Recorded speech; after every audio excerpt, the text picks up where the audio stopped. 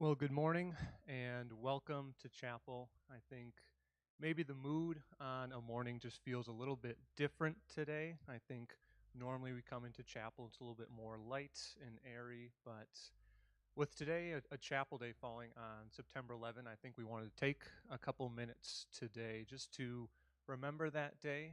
I think we're kind of in an interesting position now where most of you guys were not born when this event happened. So we just want to take some time. We're going to start here for another minute or so, just in silence, looking at pictures and this video of some of the events and some of the feelings and emotions going on from September 11th.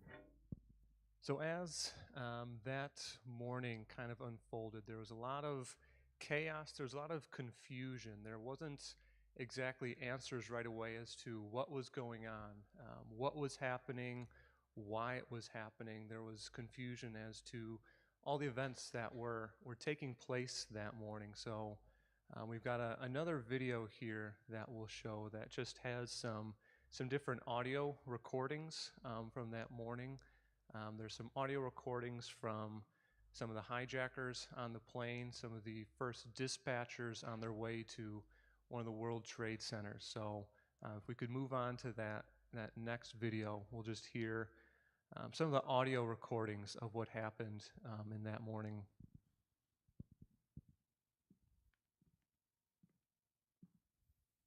Minutes before disaster, the recordings of air traffic controllers, pilots and hijackers released for the first time, slowly realizing the horror that's taking place.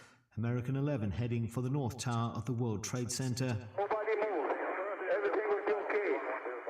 If you try to make any move, you'll injure yourself and the airplane. Just stay quiet. Nobody move, please. We are going back to the airport. Don't try to make any stupid moves. Anybody know what that smoke is in lower Manhattan? I'm sorry, say again? A lot of smoke in lower Manhattan. A lot of smoke in lower Manhattan? Coming out of the top of the World Trade Center building, the major fire.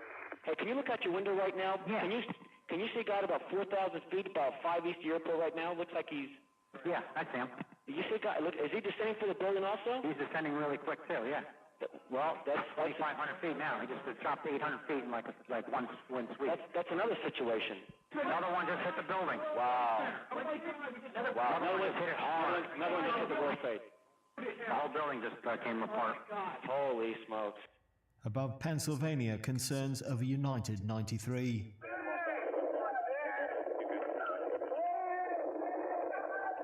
Somebody call Cleveland.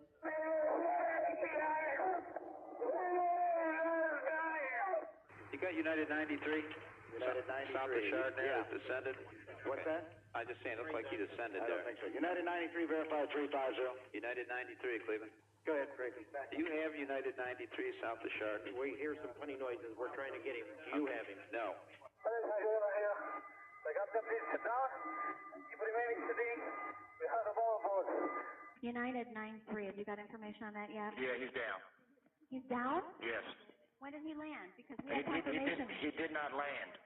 Oh, he's down? Yes, Bound? somewhere up northeast of Camp David. American 73 heads for the Pentagon. over by the White House, now near the Pentagon. I don't know where the hell they're getting their info. I said, Washington has no clue when I called Washington about it. They didn't know what the hell was going on.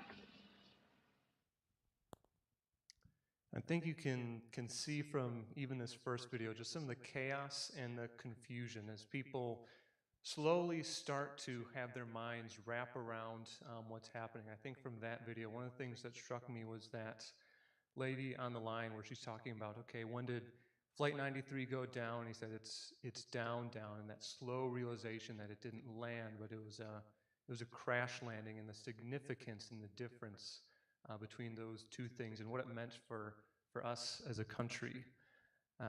So you hear that chaos, you see that confusion. Now, we'll show another video here with a couple of the survivors from one of the World Trade Centers who were actually in the building at the time, and you just listen to their stories, listen to their emotions as they unpack the events that happened in sequence. My name is Richard Fern. My name is Stanley Primnat. I'm Ron DiFrancesco. My name is Brian Clark. I work as an assistant vice president on the 81st floor for Fuji Bank Limited. At 9/11, I was an executive vice president at Eurobrokers. Working for Eurobrokers. We were on the 84th floor. I was on the 84th floor of the World Trade Center in Tower 2. On 9/11, wonderful, wonderful, warm, nice day. I walked around the floor. Everybody was doing what they're supposed to do, I suppose, and I went back to my office, and at 8:45, I was typing away at my keyboard, opening emails or looking at spreadsheets. While in the computer room, the lights dimmed, and for somebody who's an IT guy, that's not a good thing for us. We heard this loud boom and ran over and saw the damage that was what happened to Tower 1. And I just happened to raise my head, and I'm looking an angle towards the north building. And what I saw was chunks of fireballs coming down from the sky. Just 2 or 3 yards from me, 84 floors in the air, right against the glass, swirling flames. We were able to see all the papers flying out of the window and flames shooting from the upper floors. I just happened to be looking towards the south, towards the Statue of Liberty. What I saw there is a plane coming eye contact towards me. A friend of mine from Toronto was watching it on the news. He called me and he said, Ronnie, get the hell out of there. And last minute the plane tilted like this and just crashed into the building. So even there you get a better picture and understanding from people who were actually in the building at the time as they saw this plane coming towards them, and you just can't even imagine the feelings and the thoughts that go through your head in that moment as you probably sense that this could be the last moments that you have here on earth. And for so many people, those were those last moments that they had. But for us, I think it's maybe hard to get a concept of that day and to really feel what it was like, because for many of you guys were not born yet, and for those of us that were, it just seemed maybe a little bit far off being here kind of in Northwest Iowa. So we want to have a couple teachers just come forward and share from their experience and what it was like at that time now, 17 years ago. So we've got Mrs. Brewers, Mr. Kauken, and Mrs. Zutenhorst will come up and just share some of their experiences from what it was like in that moment, how everything unfolded, and then some of just their thoughts and reactions as that day came on.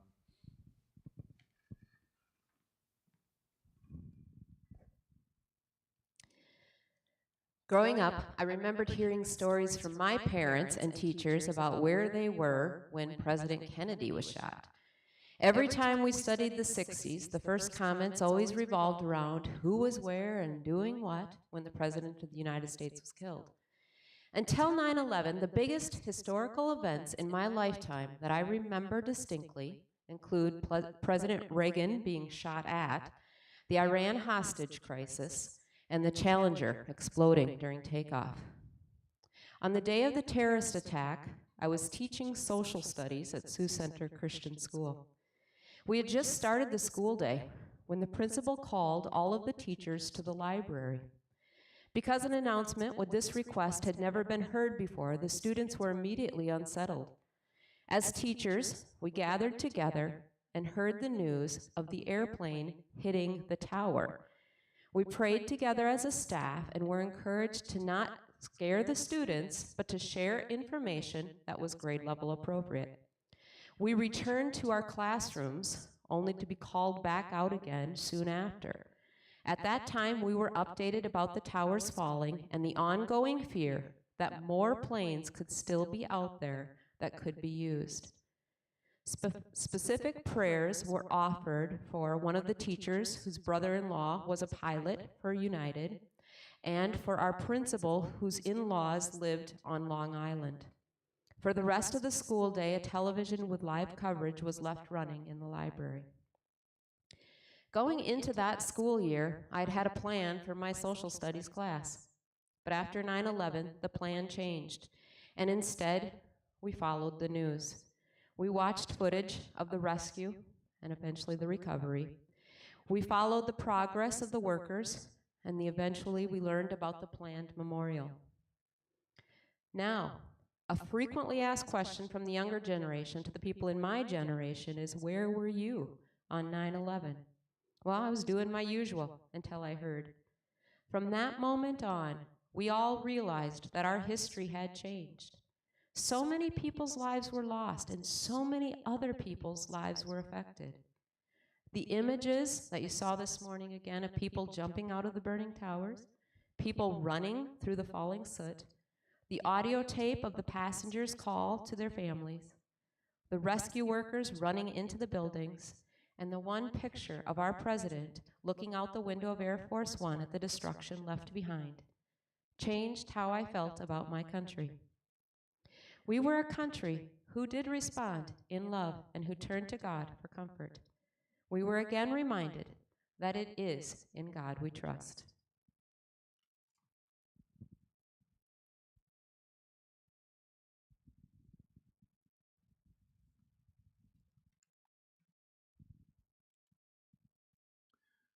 For myself, I don't have a clear remembrance of the sequence of events that morning.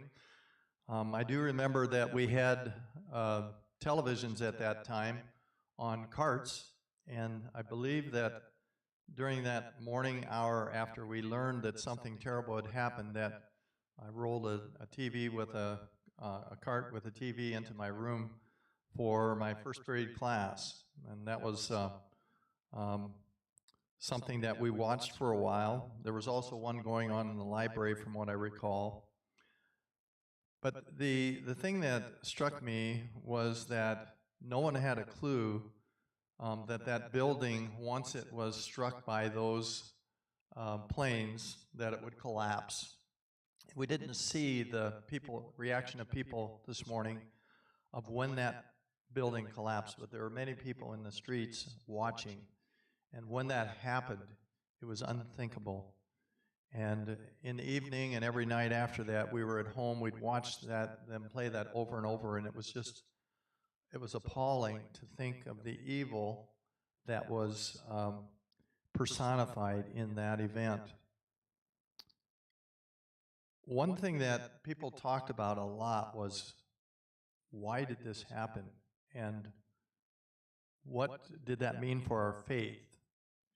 And was this some type of judgment on our country? There were many questions that people had. On that particular day, too, one of the things I recall is that people, there was this almost resolve that people had as the events unfolded, that events should not be canceled. And actually, I was sharing with my class this morning that this actually happened on a Tuesday in 2001, same day. We were scheduled to go to a cross-country meet in Storm Lake that we are today. And I remember that we discussed, would they have the meet, and would it be safe to drive down there? Should we go if they had it? And one of the things that kind of coalesced during the day was that people were resolved to not let terrorists change what we would do. As long as we felt like it was safe to do this, they wanted everyone in the country to continue to do the things that they had planned throughout that week. So we went, and we ran at the meet.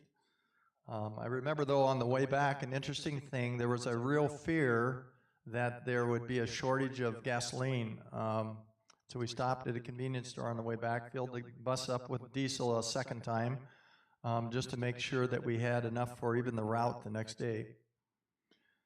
As I thought about what would be the takeaways that people thought about, one of the things is that that was discussed often by people who never made it to the towers that morning. There were, of course, some people that called in sick. There were people that were actually late to work. And imagine the thoughts that they had when they realized that many of their coworkers had perished. Many people for months after that, and even probably years, were plagued with the question, why me? Why was I spared? What is God doing in my life? And many people had a very spiritual experience about that. Many people became very cynical, but that was a question that I think many of us asked too, is when people went to work that day, they didn't have any idea that something this tragic would happen. And people began to ask the question too of our own lives. When we leave the house in the morning, we come to school, will this be our last day? Is there something that God's going to do that's going to intervene in our day? And I think it's a question for us to contemplate today too.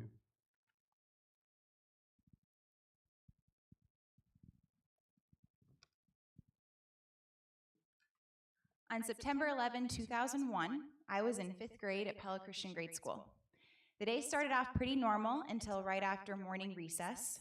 We were getting settled in my classroom after being outside when the secretary delivered a note to my teacher, Mrs. Gruneboom. I believe this was a note written by the principal that was delivered to all the teachers to read to their classes. Mrs. Gruneboom seemed to know what the note entailed, and she read it to the class. I was sitting in the front row, and I still remember how her hands were shaking as she read. The note talked about how the Twin Towers in New York City were hit by planes and had collapsed. There were a lot of unknown details at this point, but the country believed that this was a planned attack by people who hated our country. Looking back, I don't think my school or teacher wanted to scare or worry us for the rest of the school day, so I don't think I really understood the seriousness of what happened until I talked about it with my parents at home and watched some of the footage on TV.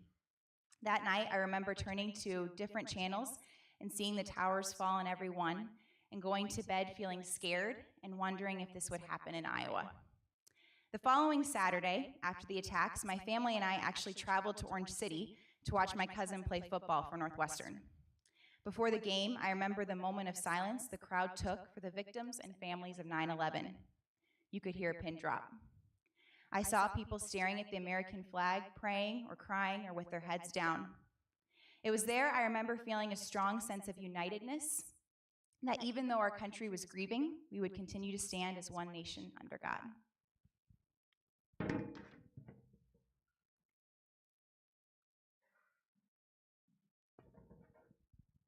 From that, I think we now have a little bit of a better picture of thoughts and feelings from people here who just weren't quite sure how to process everything and how to understand what was unfolding in those days. We want to share another video here, and this one is from some students, probably around your age and maybe a little bit younger, but they had parents who passed away in these days afterwards. So we've got another video here to show you guys, and just listen to their emotions and listen to their thoughts and their feelings from the September 11 attacks.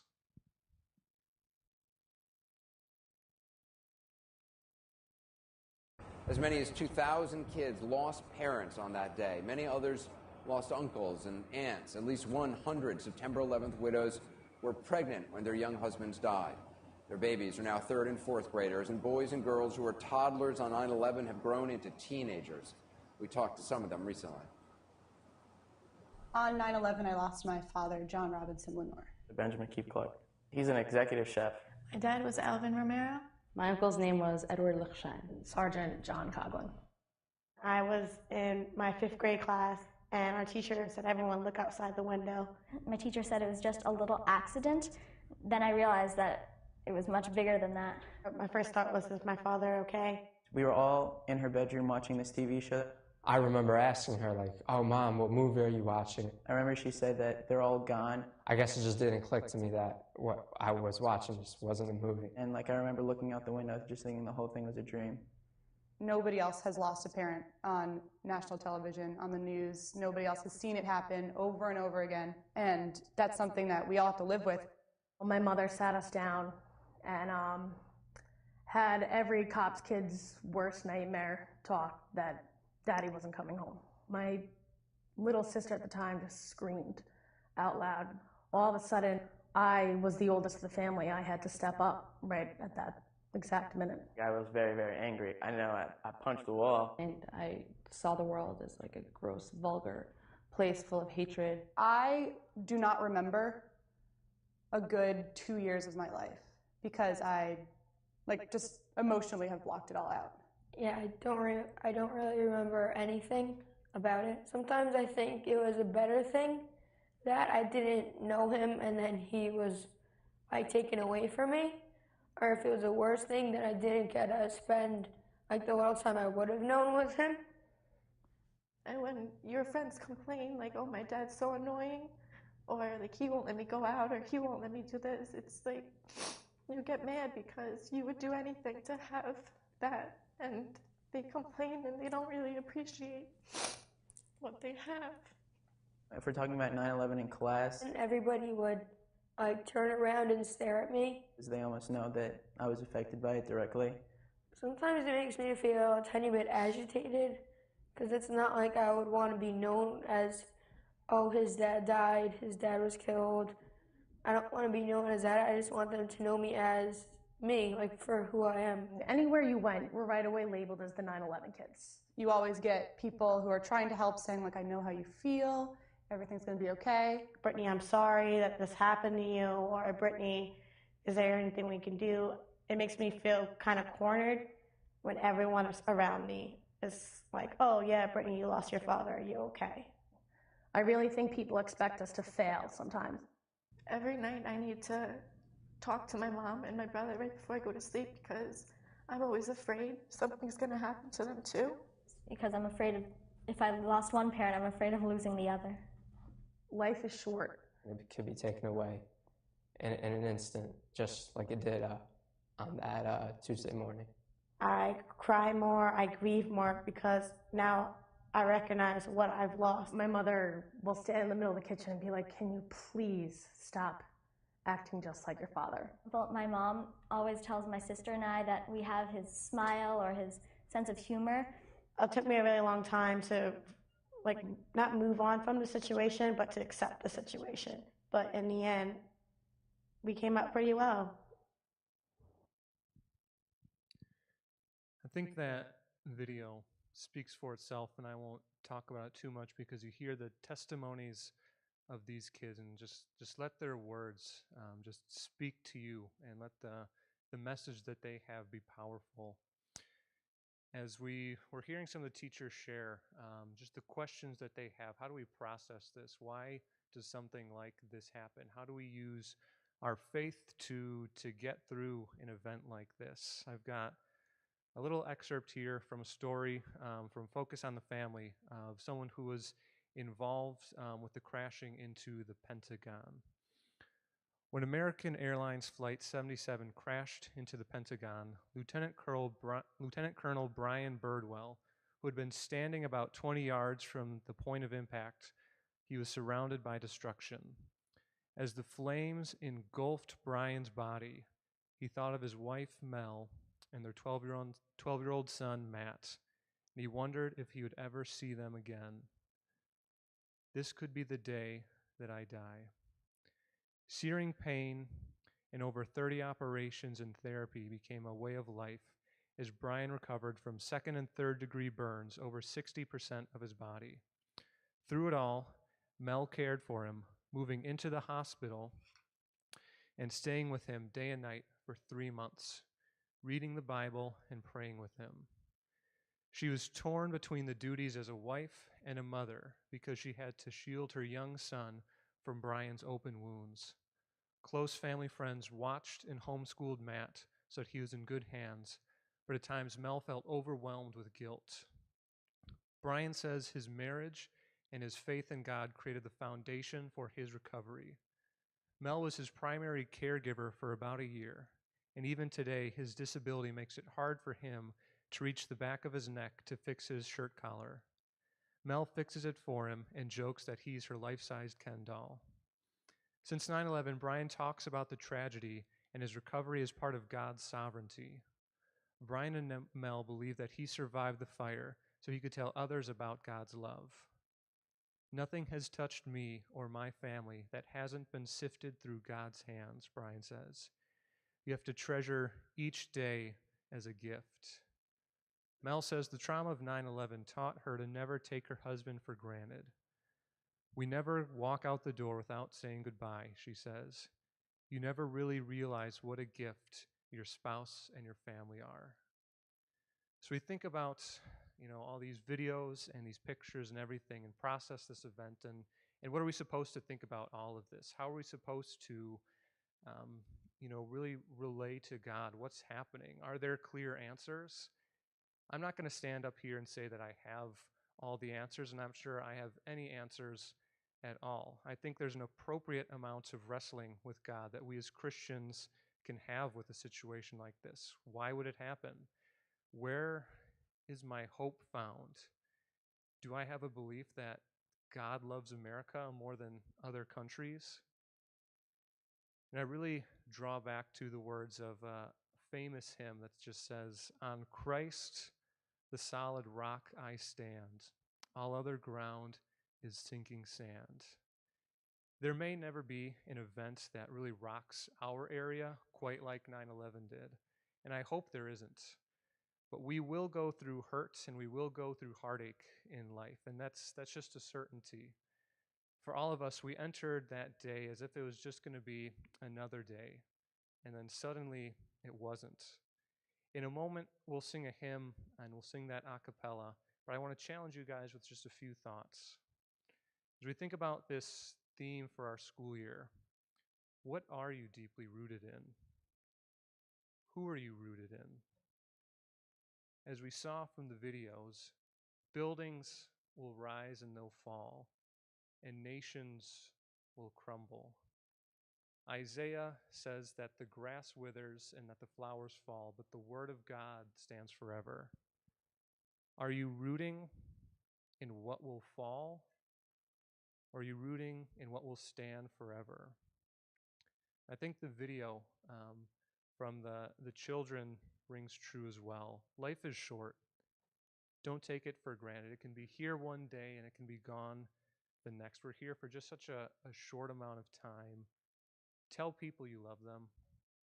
Thank your parents today for all the sacrifices that they make for you. Give somebody an extra hug. Go out of your way to care for people while you can, because you'll just never know when it's going to be too late. For those people that did lose loved ones, they'd give anything for just one more day with that someone. And as we close, we'll have a hymn here just to finish us out, and then I just encourage you guys to exit the chapel in silence. So I think Mrs. Van Beek, she's going to tune us here so that we sing, because I don't dare sing into the microphone, but we have the words up here, and we'll sing.